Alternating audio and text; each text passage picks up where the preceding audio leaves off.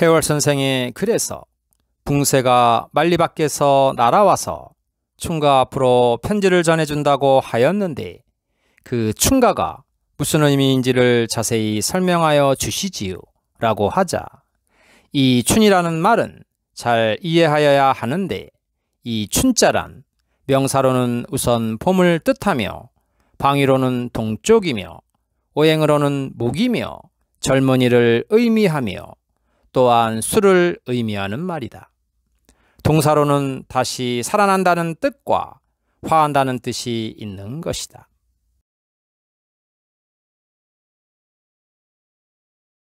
또한 팔괘로는 진꾀로 장자를 의미하는 것이다.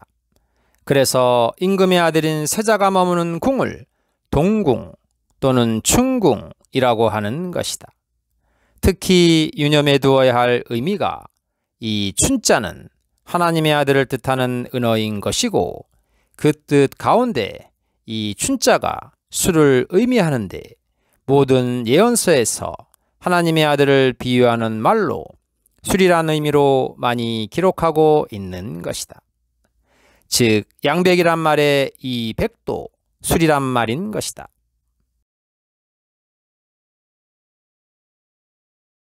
즉 양백 삼풍은 격암유록에서 차주라고 표현하였고 이를 신선의 식량이라고 덧붙여 설명하고 있는 것이다.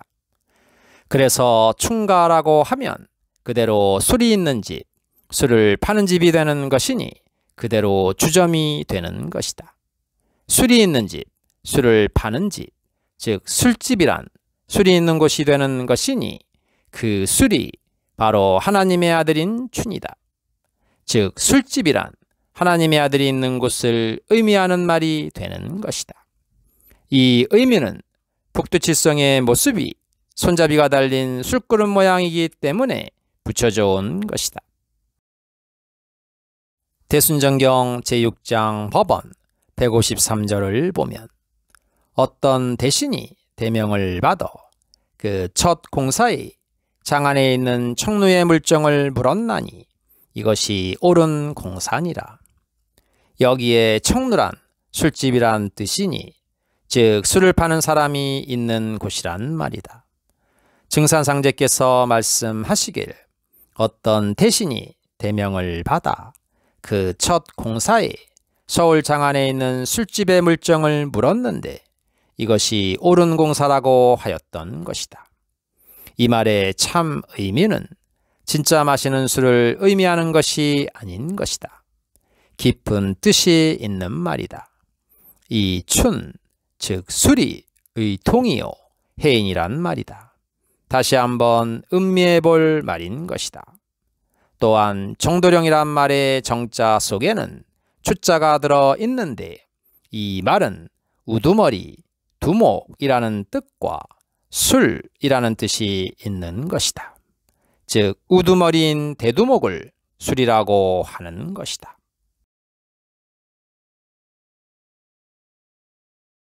그러면 붕새란 무엇인가? 이미 격암선생이 마상록에서 밝혔듯이 붕전진기, 즉 붕새가 진짜 하늘의 기미를 전해준다는 것이다. 모든 하늘의 기미는 하나님의 조화로 일어나는 것이다. 그 붕새가 그 진기를 전해주었다 하면 그 붕새는 하나님을 뜻하거나 하나님이 보낸 사자라고 볼 수가 있는 것이다. 일반적으로 붕새에 대하여는 장자의 제2편 소요유편을 보면 북곡 바다에 고기가 있었는데 그 이름을 곤이라 하는데 곤의 크기는 몇 천리나 되는지를 알 수가 없었다. 그것이 변하여 새가 되면 그 이름을 붕이라 하는데 붕의 등의 길이가 몇 천리나 되는지 알 수가 없었다. 붕이 떨치고 날아오르면 그 날개는 하늘에 들이운 구름과도 같았다. 이 새는 태풍이 바다 위에 불면 비로소 남극 바다로 옮겨갈 수 있게 된다. 남극 바다란 바로 천지인 것이다. 재해라는 책은 괴상한 일을 기록한 책이다. 재해의 기록이 붕이 남극바다로 옮겨갈 적에는 물을 쳐서 삼천리나 튀게 하고 빙빙 돌면 회오리 바람을 타고 9만리나 지나 올라가며 6개월을 날아와서 쉬게 된다고 하였다.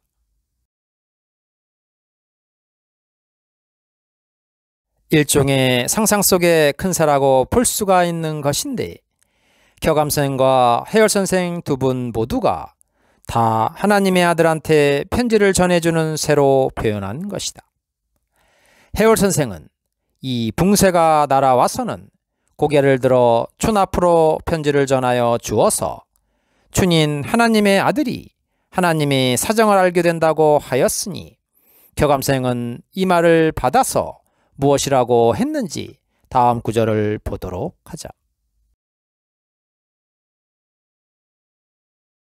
격암선생의 마상록을 보면 하처견인, 천린 내창해월, 일춘가제, 한양화, 유덕지가, 봉진인시야. 어디를 가야 그 천리인을 만나볼 수 있을까? 그 천리인은 미래의 창주 해월선생의 가문에서 나타나게 되어 있는데 그 1인 춘, 즉 하나님의 아들이 한양에서 꽃을 피운다고 하였다. 즉 태어난다고 한 것이다. 또한 덕을 쌓은 가문에서 이 진인을 맞이하게 된다고 하였다.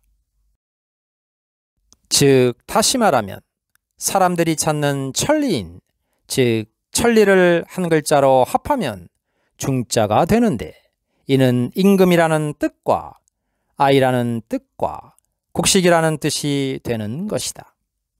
또한 격암선생의 고향인 울진에서 보면 천리 밖에 있는 하나님의 아들인 이 아이가 미래의 창주공, 즉 해월선생의 아버지와 해월선생의 가문에서 나타나게 되는데 이 아이가 일이며 태어리신 춘으로 한양, 즉 서울에 있는 집에서 태어난다고 한 것이다. 그동안 덕을 쌓은 가문에서 이 진인을 맞이하게 된다고 한 것이다. 이와 같이 하나님의 뜻이 담긴 해월선생의 시가 서울에서 태어난 1인 춘의 앞으로 전해질 것이라고 자세히 밝히고 있는 것이다 라고 하자 모든 사람들은 격암선생과 해월선생 두 분이 짜고 하는 말 같다며 기가 막히게 앞뒤가 들어맞는다고 혀를 내두르는 것이었다. 그러자 명산생은 덧붙여서 이야기하였다. 해월선생 문집 2권 1장 5편에 표격 구승시, 시편 금승인, 휴차 이소거, 성주 유온윤. 이미 널리 알려진 격암유록은 옛날 먼저 이긴 자에 대한 말씀이고 새로운 시편은 지금의 이긴 자에 대한 말이니라. 하던 일을 멈추고 탄식하던 차에 다음 두 번째는 아이가 뚫어서 완전히 거두어들이는구나. 성인인 구세주는 온유하게 하나로 통일하여 다스리는구나. 이미 세상에 알려진 격암유록을 구승시라고 하였다. 즉 이미 지나간 사례들을 기록한 이긴 자에 대한 말씀인 것이다.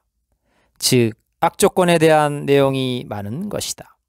즉 먼저 오셔서 도를 전하는 하나님에 대한 이야기가 많은 것이다.